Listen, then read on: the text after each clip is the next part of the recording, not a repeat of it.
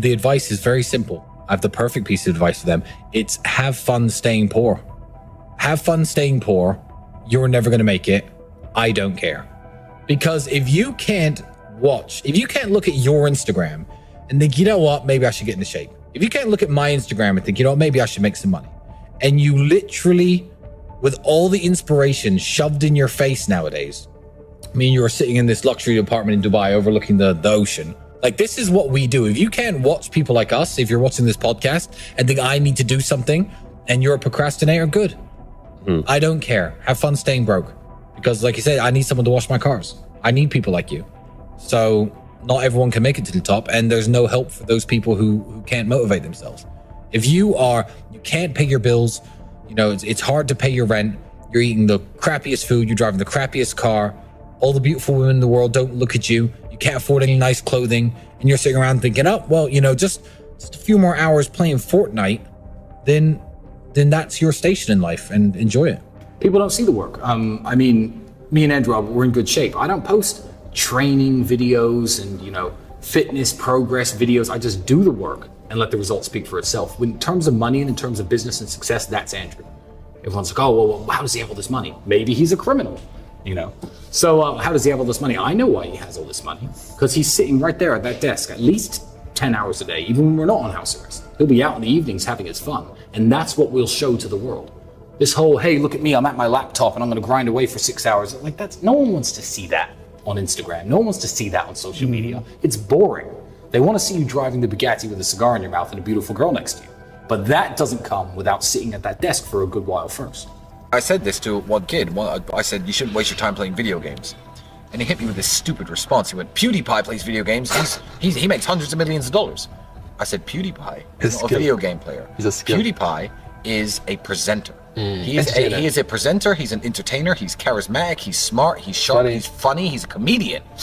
You can play video games just as well as him and you will be poor forever. It's not about his video game playing ability.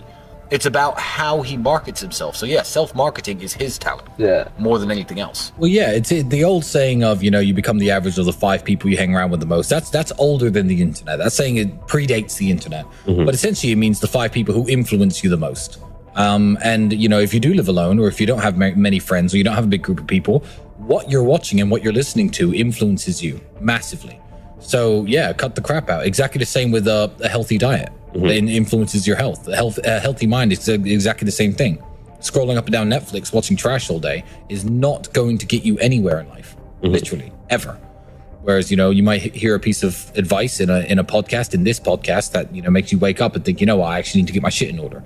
So yeah, be careful what influences you. Let me tell you a good story about being kind to waiters and bartenders, especially in the city that you live in. It's an investment. Yeah. It's an investment to throw money around. I do it here in Dubai because I spend a lot of time here. I certainly do it in Bucharest. I was on a date with a Romanian celebrity. I'm not going to name drop her here, but famous girl, a few million followers on Instagram, etc. And the lights had gone out in the garden of one of the fanciest restaurants in town. So obviously being one of the fanciest restaurants in town, they put a bunch of candles on every table. So I was sitting there as the waiter was pouring our champagne. I said to the girl, I said, you know what, I specially organized this. I called my friends at the electricity company, I had them shut down the power grid just so we could have candles tonight. And she goes, hi, all right, Tristan, yeah, where's my flowers? As a blasé comment, because she knew I was joking. She knew I was bullshitting. The waiter, good friend of mine, had been pouring the champagne, overheard this. No joke, 2 minutes later, he comes over with the biggest bouquet of flowers he must have taken from behind the restaurant. Mr. Tate, here are the flowers you ordered. And I sat there, straight face, ice cold, sip my champagne. 10 minutes later, I was like, you'll have to excuse me, I get up. I was just like, my man! I was like, no way! Did you just do that? So, and why? Why? Because I'm rude to waiters? Because I didn't get to know his name? Right. I've been eating at that restaurant for 2 years before that. I throw money around, I tip well. He knew exactly who I was. So, you know, being kind to people pays dividends. Not only is it, do women notice it, because they really do. Yeah. But, you know, the staff notice it and they treat you better. And being treated with respect around women is a huge turn on for women. Mr. Tate, how are you? Oh, let me just clear this parking spot. Sorry, we have no tables. Let me just put one out for you. Right. That's a huge turn on for women. And, you know, you get that respect by being kind. By the way, hit the like button and follow my YouTube channel because I already work on the next video like this. Maybe what are some strengths and things he does that the rest of the world doesn't see that you know? Andrew is the hardest working man I've ever met. even with the lifestyle he lives now, and as fun as it looks, and it is fun, and all the fun shit we do is real, even if we are in a luxury hotel in the south of France where you're paying $10,000 per room, Andrew will be up at 7 o'clock in that hotel gym.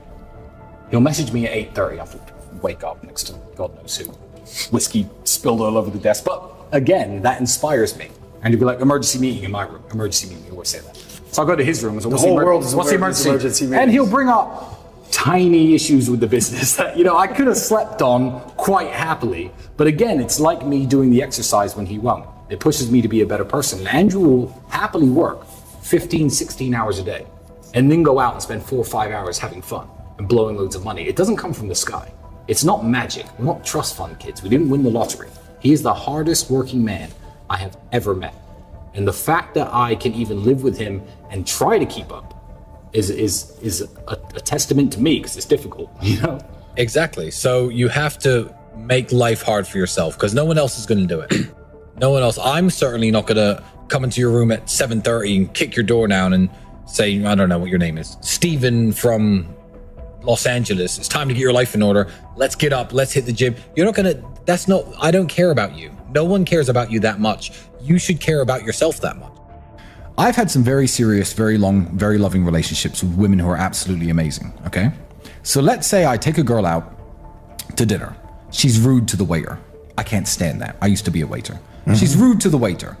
She, I don't know, does something disrespectful to my friend. She doesn't introduce herself to the people I bring around. Maybe I spend a night with her. Maybe I spend 2 nights with her. Maybe I date her for a week or 2 and I give her a chance. Maybe I find out she does drugs, which I can't stand. And I eventually think, you know what? This woman's not for me. I'm going to stop talking to this woman. That's the woman who goes around town and says, oh, Tristan just uses women. He just slept with me and dumped me. I'm like, no, because I've kept the ones who are wonderful. Mm-hmm. I kept the woman who was lovely and I was with her for years and I was very happy. The fact that you couldn't command my respect doesn't mean that I disrespect women. It means I didn't want to associate with you anymore. But they spin the story into me being the bad guy, which is fine. I mean, you're the bad guy in someone's story. I don't really care, but it's the way the narrative is told is half of the truth, the way the story is told. Let me take a second, actually, to flip the conversation a bit. Let me defend these women for half a second.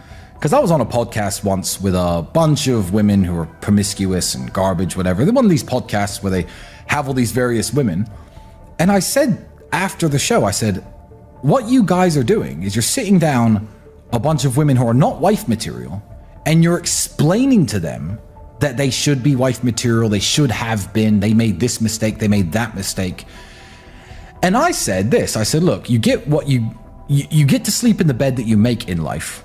And these women haven't necessarily done anything wrong, because when an NBA basketball player needs to fill his boat up with hoes who are going to sleep with him in the same bed at the same time, he needs girls like that. Don't marry her. Fine. Have a wife with, have a family and a wife with someone else. But when these people are screaming at these women, you have a high body count, you do this, you did that, cool. I'll tell my daughters not to be like that. But am I going to look at the camera honestly and say I've never slept with a woman with a high body count? Did I date her, love her, take her seriously? No. Have I ever slept with one? Have I ever had parties with girls with high body counts who are around? Sure I have. So they serve their purpose in society, as everybody serves their purpose in society. But what you can't do is pick a lane. Pick the lane where you get the cool Instagram pictures and the expensive handbags and the expensive gifts, and then complain that you're not getting respect. You have to make the bed that you sleep in, So there's nothing wrong with the way that these people are living. There's only something wrong when a smart young man wants to fall in love with one and maybe marry one. Then he's making a cataclysmic error in his favor. But to switch it back, how many men deserve a woman who cares about him, loves him, is going to be loyal, is going to raise his kids, is going to cook and clean and do all the feminine stuff? How many men deserve that nowadays? A lot less than 100%. Half of us, if that. So let these people live their lives, because there are loads of men out there who don't deserve women. Me and you and most men are fully aware that we make certain choices in our life. And when we make those choices, sometimes they're hard forks that alter our life in one way or the other. And that's just the way it is. And that's the way life is going to be now. And it's irrevocably changed. I think that the idea that you can erase your past or erase your mistakes is something that's sold to women a lot more than it's sold to men. I don't think it's true in either case, but you see, you'll meet homeless dudes on the street. You'll see them in interview videos who've been shooting heroin their whole life. And men will never say something so stupid like, well, 10 years ago I was dating this girl and she asked me if I wanted to try heroin. Here I am. Whereas former porn stars, porn actresses will be like, well, I met this guy who said he wanted to be my manager. And then he said that I should do adult movies. So then I had sex with 500 dudes on camera and got famous and got popular and got this big Instagram and was living a great life. But now, that guy manipulated me. Yeah. I think that the ability to sell your mistakes to someone else, to choose someone to bear your sins for you, is something that outside of the Christian community is uniquely female, and only women can do this. Men can't do that. Mm-hmm. So it's hard for us to even watch someone try to justify it to us. And I was driving home to Romania. I took the scenic route. I was in Trieste. I was next to this beautiful Russian woman. I woke up in this amazing hotel with this girl I'd been talking to on the internet for a few months. Really pretty girl. And I stroll to the balcony and I open up a book. I'm reading this book. It's an Ian Fleming James Bond novel. I'm a big fan of all of those. And I remember reading the book thinking, my life is a little bit like James Bond, but it's not exciting enough. No one's trying to get me. No one's trying to attack me. Everything's fine. I've got a bunch of money, a beautiful girl, a fast car, but it's just not exciting enough. And then I cut to a year later. I'm like, I remember when I was on that balcony saying no one's trying to kill me. This isn't very interesting. Well, be careful what you wish for. Because, here I am. But again, I find it's made life more interesting. Whether or not it's good or bad, whether I've lost money, gained money, it's made life sexier, more interesting, more exciting. So at this point, I just have to enjoy the ride. I don't know if the river I'm cruising ends in a waterfall or a resort. I don't know. However, the sun's shining, so...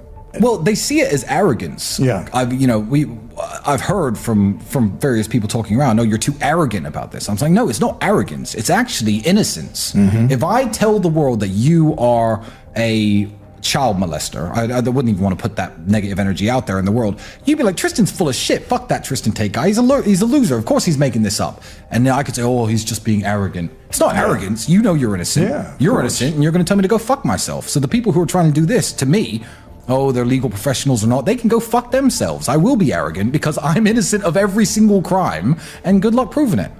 Good luck proving it. I don't care.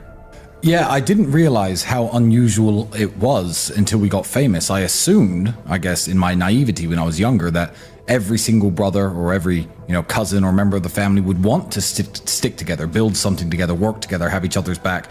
But it's only since I blew up that I get all these messages from people being like, oh, my brother doesn't speak to me. I don't speak to my brother because of this girl, because of this political view, and I'm like, it's mind-blowing to me. I don't understand how you could have a brother and not be like me and Andrew. So I know it's very unusual and people like you admire it and see it from the outside, but from my inside perspective, I just can't imagine living any other way. Well, if we didn't have a voice, we wouldn't have these legal problems. It's as simple as that. If we weren't loud, if we didn't talk, and if we said the right things according to the people in power, then we wouldn't have this legal problem at all. That is very, very crystal clear to me. Even the decisions I get in courts, the decisions I get from judges, the way that the police speak to me, like, I know that they know they're setting me up a lot of the time. I know that the reason the investigators in charge of this case will not speak to my housekeeper who's worked for me 7 years, who's in this house every single day. They won't interview her. They won't interview my personal trainer who's here 5 days a week. They don't even want to interview me when I was in jail. But they'll talk to an ex-girlfriend I had 6 years ago and try to blackmail her, financially incentivize her into saying that she's my victim in some way. For me, it's crystal clear. The people who are doing this to me probably know I'm innocent more so than anyone else on the internet, because they're trying to build a case out of nothing. And it's scary, but it's nothing that we can't handle, luckily.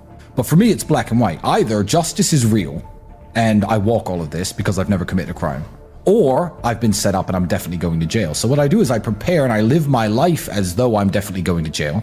Let's set up my finances. Let's make sure my kids are going to be fed. Let's make sure their school fees are paid. So if I go, then I go. Everyone who I love is taken care of. My mother, my kids will all be taken care of, and I'll be in jail. But I won't have my family financially destitute. I won't have my you know, the mothers of my kids out working fast food jobs. I'm going to take care of everybody because I'm a man. And if they're going to set me up, then they're going to set me up. What can I say about it or do about it? The answer is nothing. Yeah, life's been okay. Life's treated me quite well. I think that the number one misconception I don't like about me, you know, people, which is funny because people call me all sorts of names. They call me a criminal. They call me a human trafficker. They call me, you know, a misogynist. They call me all these horrible things. And I just, you know, brush it off. But when someone sits there and says, oh, Andrew and Tristan Tate, you know, they come from money. They come from a wealthy family. Oh, they didn't make it all themselves. They got helped out by X, Y, and Z. That offends me. You see, that offends me more than being called any type of criminal. Because, you know, a lie about me will bounce off. But when you are lying in a way that discredits the hard work that I've put in and discredits, I guess, my work ethic and my intellect and everything I put into having the life that I have now, then I get offended. So that is a misconception that I would like to crush, you know, immediately. From living in America broke, I moved to England when I was 8. I lived in a homeless shelter for 2 years. It was me, my sister, my brother, and my mother in a single room of a government housing program house. The other rooms were occupied by other families, some of them with drug problems, violence problems. It was very loud. We lived in that homeless shelter for 2 years before we were eventually given a council house. My mother worked as a cleaner, cleaning kitchens. Her hands were always, you know, cut and swollen up. And that motivation of seeing your mother exhausted from working jobs that frankly are beneath her. I don't want my mother scrubbing someone else's floors, washing someone's plates in someone else's restaurant. I didn't want that. So I wanted better for her and my whole family, not just better for myself. And this was way before I even thought of having children. But as a man, I think it's, you know, it was always my job to do better. I knew that I was gifted with something. I knew I could make something out of life. And we never turned to crime, even in the early days, which is actually a very interesting point that I'll go in on for a second. So we started kickboxing. It was enough to pay the bills. We lived in a very bad town, a very rough town. All of your English friends and staff here will know how bad that town is. And back then I would get offers to commit crimes for money. I'd get offers for go and collect money from these people. They owe these dealers money. You're a big kickboxer. You know, protect us when we go here. Maybe move this package A to package B. And I refused every single offer to commit any crime for money. I'd rather spend my time at the kickboxing gym and keep my head down. So the crazy allegation that once I'm already worth 8 figures, that I begin committing crimes 3 years ago, according to the Romanian authorities, for me is wild. Why would I have made it? And everyone's taken care of. My mother doesn't work anymore, and I have 60 cars and I'm living well. That's when I decide to turn to a life of crime. When I'm already a father and a Christian and I'm 32, it doesn't make any sense. But yeah, growing up poor was a blessing, and I wouldn't change it. Well, every conversation my brother and I have ever had when we were broke somehow revolved around money. And we've run many businesses that did well for a little bit, then failed. We've tried to launch projects using the last of our money. And you were always doing this together, right? Always together. I couldn't have imagined it any other way. We tried to bring various drinks we like from Eastern Europe to sell in UK supermarkets, set up meetings, invested all of our last money in this project. Everyone told us no, failed. We had this idea once to set up a system where people could run, remember those competitions, or win a vacation, text this to this number. We tried to middleman that and allow other people to run text competitions on a premium rate phone line that we set up. And we set it up and tried to market it, lost all of our money. Once again, we were broke eating ramen noodles. So we've tried everything. I mean, we've done all sorts of failed and successful businesses over the years. And I think it was just persistence that got us there. A lot of people are going to get, kicked in the nuts and take a fall, and they're going to let it beat them down. Andrew's lost very important kickboxing matches. Did he quit fighting then? Did I quit fighting when I got my ass kicked a couple times? No, you don't. You just have to continue, because in life there are only winners and losers. There are no participation trophies. There's no, stickers and everyone's invited to have a good time. Life is hard, and everyone in life is actually trying to play the same game. If you're a sportsman, you like racquetball, I've heard, for example. Yeah.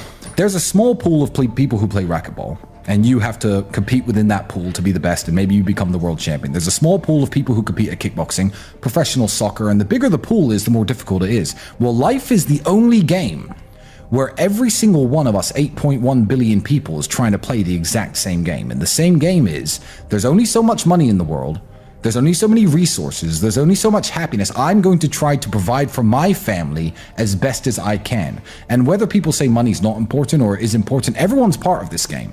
So winning is very difficult. And you have to keep trying when you get kicked and you fall down. And that's the advice I give to every young man who listens to me. The big score for me and Andrew, and probably the happiest day of my life, even to this day, I remember it. We were always in sales and we worked sales jobs. And the first time I ever tasted real money, we used to sell television advertising campaigns. We'd call companies that don't advertise on TV and we try to sell them a campaign. So my brother didn't like the guys he worked for. Him and another senior salesman started a new company doing exactly the same thing so they could be in control of the company. And I was working for them as a salesman. And me and my brother were the first people in the UK to bring an electronic cigarette onto television advertising. There was a bunch of walls. All these people wanted to advertise on TV. And we had this really good agent who was in charge of a process called Clearcast, which is checking the advertising standards and seeing if a product can be advertised on TV or not. And the company, I'm not going to say the company's name, they've probably gone out of business by now, was the first electronic cigarette company ever to be advertised on TV, because we managed to bend the rules to get the advert through. A couple months later, so me and Andrew made a lot of money. I mean, to us back then, $40,000 each on this big deal, this $1 million deal, and we were super happy. And we assumed that we'd made it. We thought, okay, no, we've killed it now, because every month this guy's